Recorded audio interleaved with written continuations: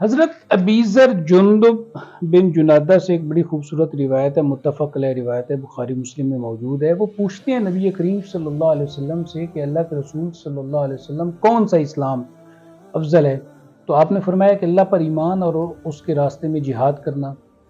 تو وہ پھر مزید سوال کرتے ہیں، اس کے علاوہ تو حضور نے فرمایا کہ غلام آزاد کرنا۔ یہ ان کا سوال یہ تھا کہ اگر ہم کوئی چیز اللہ کے راستے میں صدقہ دینا چاہتے ہیں یا غلام آزاد کرنا چاہتے ہیں، تو فرمایا جو بہت قیمتی ہو اور اچھا ہو تو اس غلام کو آزاد کرنا۔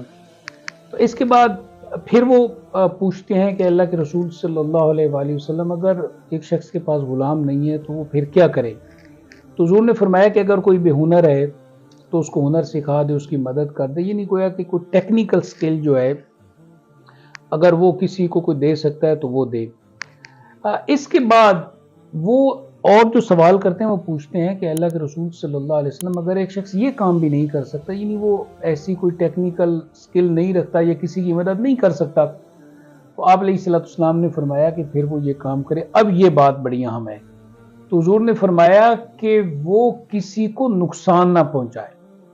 یعنی یہ بڑی بات اہم ہے کہ اگر آپ کسی کو فائدہ پہنچا سکتے ہیں تو بڑی اچھی بات ہے، لیکن اگر آپ کوئی نیکی کا بڑا کام نہیں کر سکتے یا کوئی چھوٹا کام بھی نہیں کر سکتے تو کم از کم جو لیول ہے وہ یہ ہے کہ آپ کسی کو نقصان نہ پہنچائیں، کسی کو ضرر نہ پہنچائیں۔